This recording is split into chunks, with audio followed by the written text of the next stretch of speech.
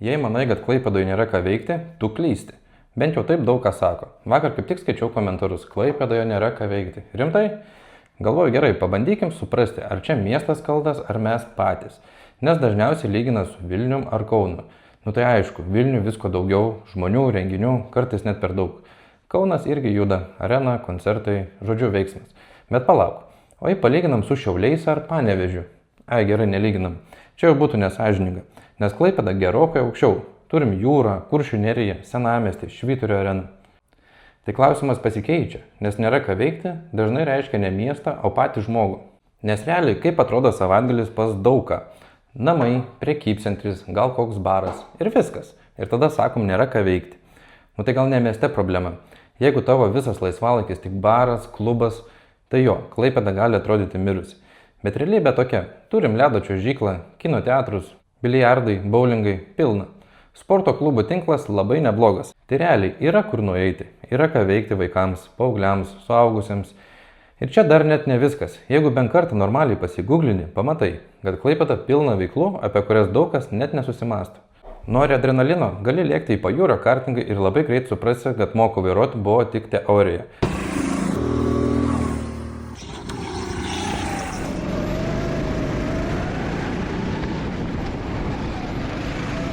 Nori dar daugiau veiksmo? Dažasvidis, airsoftas, lazeriai, gelblasteriai.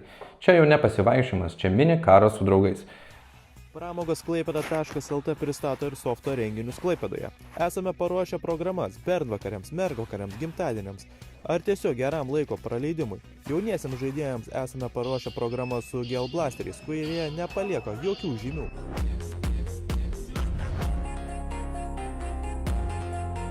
Vaikams Rimplant batutų parkas. Atrodo paprasta, bet po 30 minučių suprasi, kad čia irgi sportas. Nori kažko vasariško, banglančių pamokos, vandens dviračiai, baidarės. Viskas vietoj, viskas pasiekime. O jeigu nori kažko unikalesnio, gali net nuvažiuoti visai šalia Klaipėdos į Palangą, pasijudinėti žirgų pajūriu.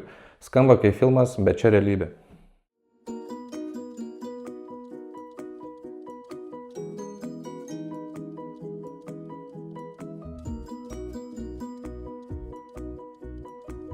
Ir dar, Švyturio alaus darykla, ekskursijos, degustacijos.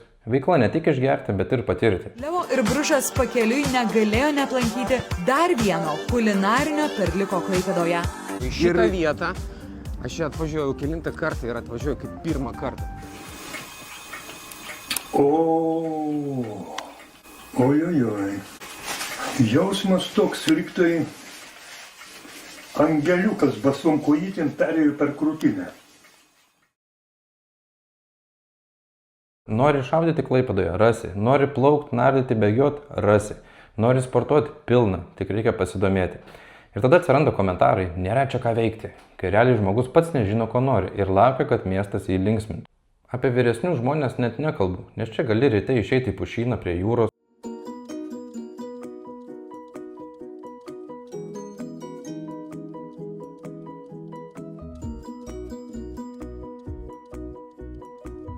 Po pietų į sporto klubą, vakare į kiną ar į biliardą. Ir dar sakyt, kad nėra ką veikti, čia jau reikia talento. Klaipėda ir aplink ją pilna vietų pasivaikščiojimams. Pušynai, takai prie jūros, Jono kalnelis.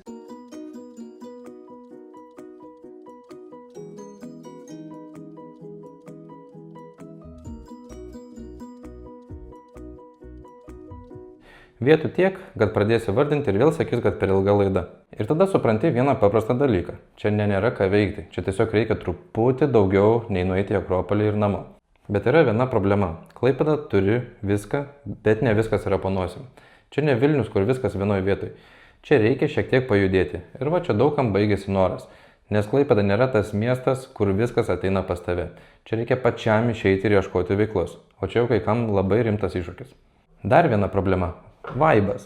Turime erdves, gražiai sutvarkytas, bet jos labiau ramybei negu veiksmui. Ir čia aš linkęs pritarti. Ir čia labai paprasta idėja. Mini scenos mieste, šiek tiek garso ir leidžiam jaunimui groti nemokamai. Ir viskas. Ne milijonai, o tik 11 000 eurų ir tu turi gyvą miestą. Nes dabar yra vieta, nėra turinio. Vilniuje yra Vingio parko vaibas, o pas mus kol kas atsisėsk ir pabūk. Kita opi tema – sportas. Pavyzdžiui, krepšinio aikštelės. Yra, ką sako, jų per daug. Jūs rimtai, Pabandykit vasarą nuvažiuoti, visos pilnos. Vaikai, jaunimas, judėjimas. Ir tada mes stebėmės, jaunimas nieko neveikia, problemos su narkotikais. Bet kai reikia duoti realią veiklą, kažkaip visi dingsta. Daug aikšteles, daug veiklą ir gal mažiau reikės kalbėti apie pasekmes. Ir čia vėl normali idėja, o ne kažkoks kosmosas. Meras išeina ir sako, kasmet po 10 naujų aikštelių. Ir viskas, paprasta. Ir tada grįžtam prie esmės. Ar Klaipėdoje nėra ką veikti? Ar tiesiog ne viskas padėta ant lėkštės? Ir čia gal net ne apie pačią Klaipėdą, čia apie mus visus. Tai parašyk komentaruose, ko realiai trūksta Klaipėdai. Nes gal problema ne ta, kad nėra ką veikti, o ta, kad patys nežinom, ko mes norim.